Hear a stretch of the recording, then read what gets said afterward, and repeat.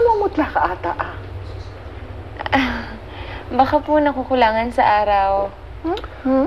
Ayaw kasing lumabas ng bahay itong si Erica eh. Gusto niya dito lang daw siya para maasikaso daw niya ako. Ang swerte mo naman, Jaime. Huwag mo nang pakakawalan yan. Ba't ko naman siya papakawalan? Ano siya, sinaswerte?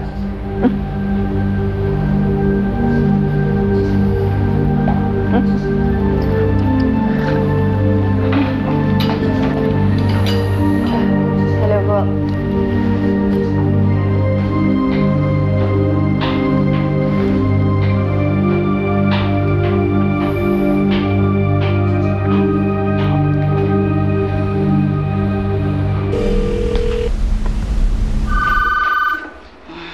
Hello? Hello, Manang. Nandito ako sa labas. Sandali, tatawagin ko lang si Bianca, ha? Ay, Manang, wag ko. Si Erica ho ang gusto kong kausapin. Ha? Aba, nandito yung daddy mo, eh. Manang, please, kailangan ko siyang makausap. Kung hindi niyo ako papakausap sa kanya sa telepono, ako mismo ang papasok dyan. Ano? Aba, yung pamangkin ko? Sandali,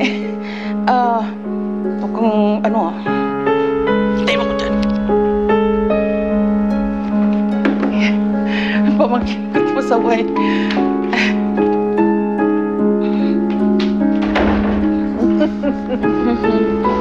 Ganyan po talaga si Manang.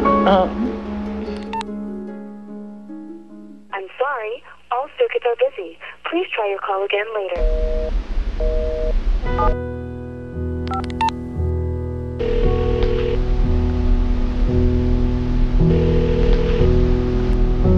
I'm sorry, all circuits are busy. Please try your call again later.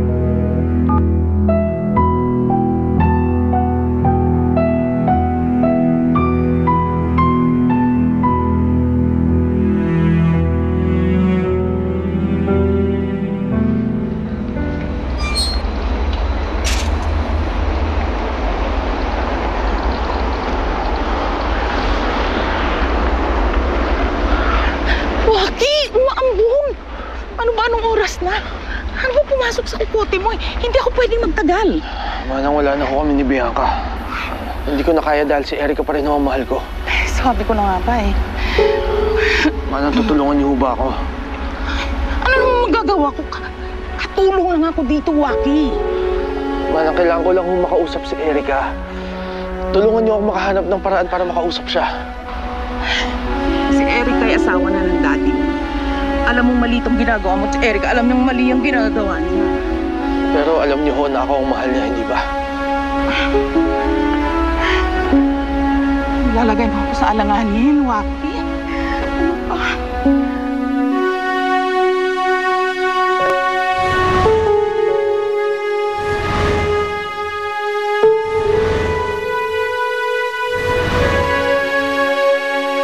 Sige.